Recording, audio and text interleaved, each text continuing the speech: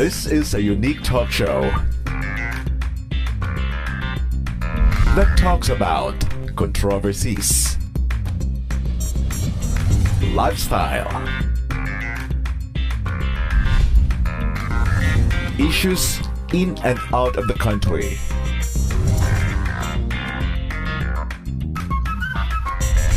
This is Let's Talk.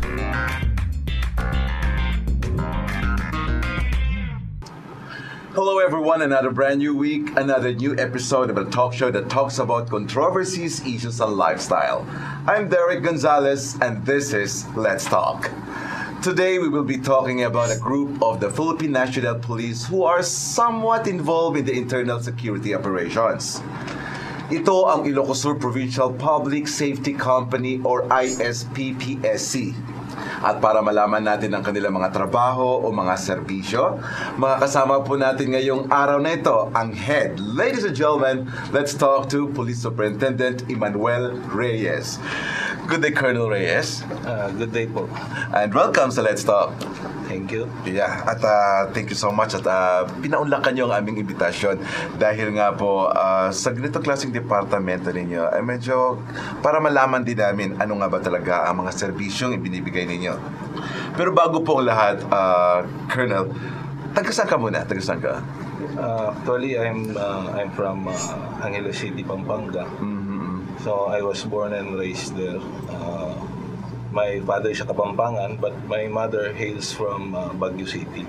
Okay. At kailan ka na-assign dito sa Ilocos Sur para hawakan itong Ilocos Sur Provincial Public Safety Company? I was assigned here last January of 2009. Okay, matagal na rin. Almost 3 years. Okay, sige, matagal ka na rin dito. Pero ngayon muna, Colonel, pag-usapan natin ang ISPPSC. Ano ba ito? Ano itong Ilocos Sur Provincial Public Safety Company at kailan ito nabuo? Well, ang Ilocos Sur Provincial Public Safety Company is yung dati natin tinatawag noon na Provincial Mobile Group. So, before, meron tayong dalawang provincial mobile group dito sa Ilocos Sur, yung 103rd and 104th. Yung 103rd is based dito sa Bulag, Banda, Ilocos Sur. And the 104th Provincial Mobile Group Company is based sa Santa Lucia, Narbacan.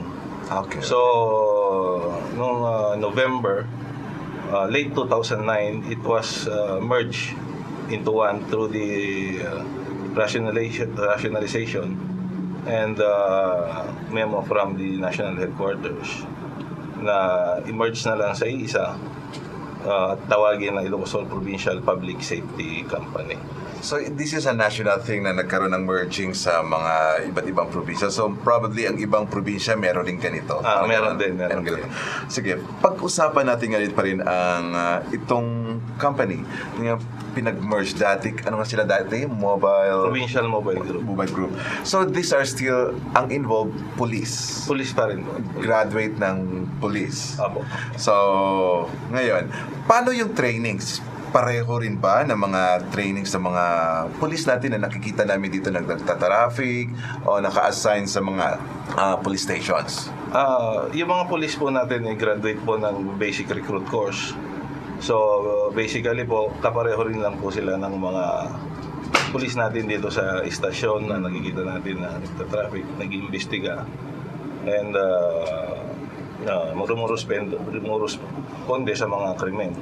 Ang pagkakaiba lang po is halos ang mga miyembro po ng Ilocos Sur Provincial Public Safety Company ay trained ng scout or yung tinatawag natin na Special Counterinsurgency Operation Unit Training, which is the basic foundation course ng isang miyembro ng public safety company.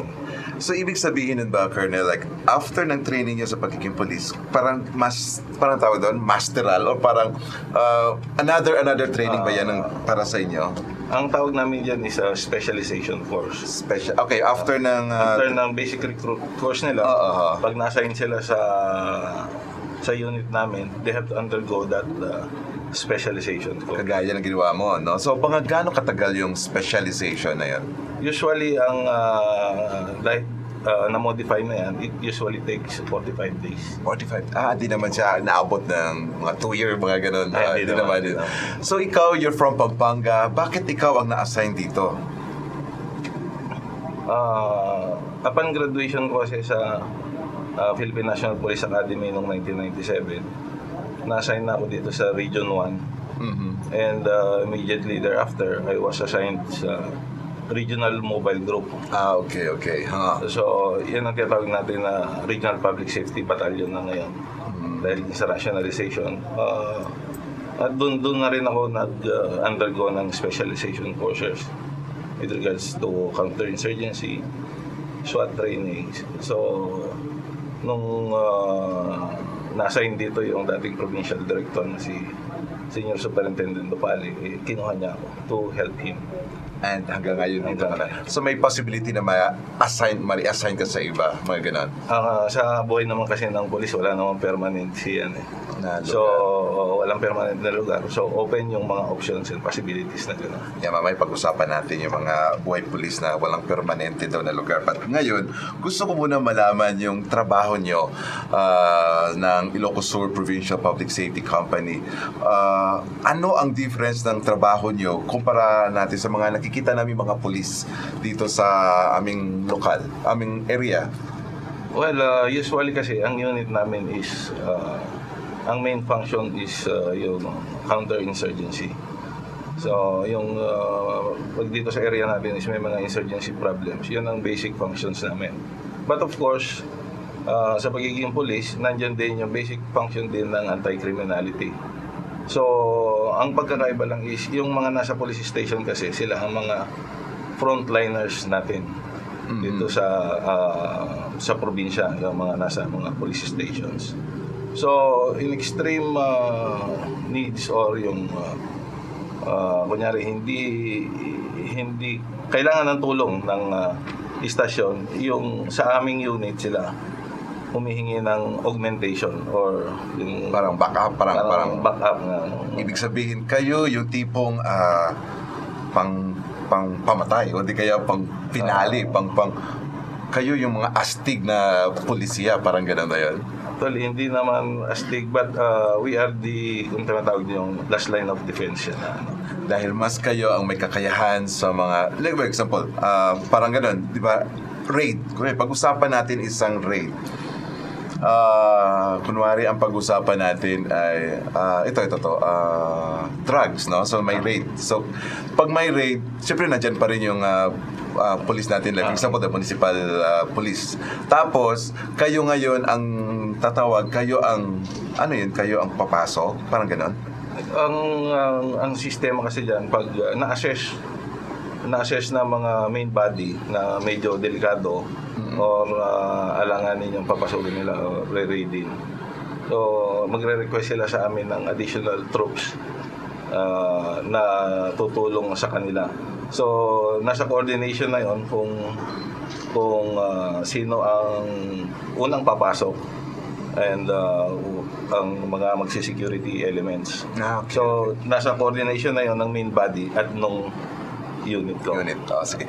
Mamaya pag-usapan natin yung coordinations ng iba. Gusto ko muna malaman yung nakatatak sa yung badge. Yan, sa left side mo sir na yan. Yung logo, yung symbols ng mga logo na yan. Napansin ko may 2 big stars, may 32 stars ba yan?